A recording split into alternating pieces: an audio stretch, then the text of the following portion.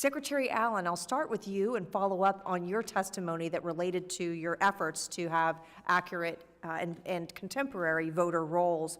Under your leadership, the Alabama Voter Integrity Database System entered into a memorandum of understanding with my home state of Florida through 2027. Can you share with us what that is and why it is so crucial to have states communicate with each other about voter rolls? Yes, ma'am, thank you.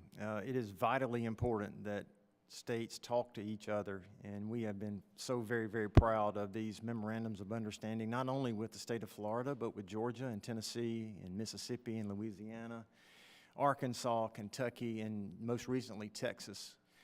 Those are vitally important to have a bilateral agreement to where we can get our IT departments to talk to each other to make sure that we do not have anyone that is double registered in both states. And we are very, very proud of this effort. We have exchanged data with a number of states so far, and we found over 40,000 individuals that were double registered in other states as well as Alabama. And tell us what sort of adjudication process occurs when you do identify somebody who appears to be registered in more than one location. So we get that information and we send out to the counties, to the different boards of registrars where that person was last registered in Alabama, and they send out correspondence to this person to let them know that there may be some question about their voter registration, and if they indeed have moved to another state, to call them back or to correspond with them and to remove themselves from the Alabama voter file. If they do not correspond with us, there's a time period for the, in conjunction with the NVRA, that places them on a pathway to removal. So we don't remove them instantly, we put them on a pathway in case they do not call the state of Alabama to remove themselves. As Secretary Landry, Louisiana recently enacted safeguards for mail-in ballot returns via third-party collection. Can you share with us how these safeguards reduce fraud in third-party ballot collections?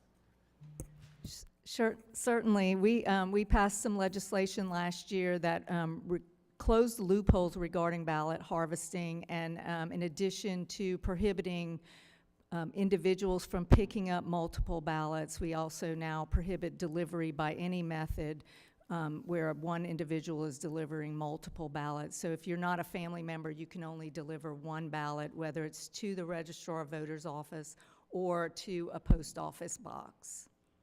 Have these additional safeguards reduced voting via absentee ballot? They have not. And in your opinion, did these measures unduly burden absentee voters in Louisiana?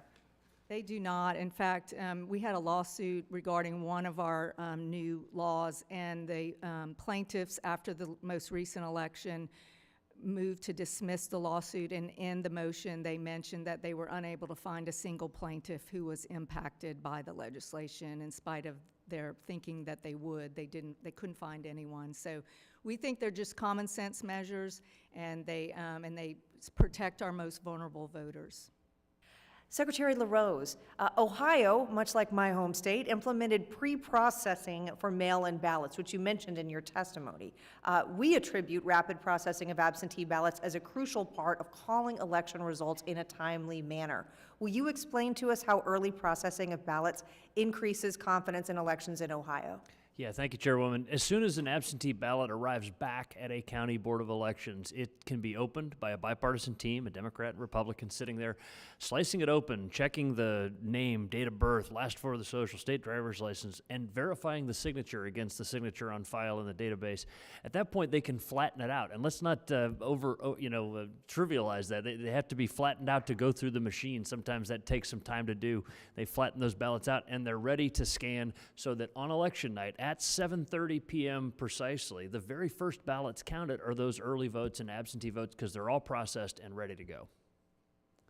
And tell us, if you would, around what time was Ohio able to call a race for the presidency on election night? It was in the 10 p.m. hour, and we were at 90% reported by 11 p.m. However, that last 10% took us until about 3 a.m. because we had a few counties that needed some help. But before everybody went home for the night, we had every vote counted, every election day vote counted and reported.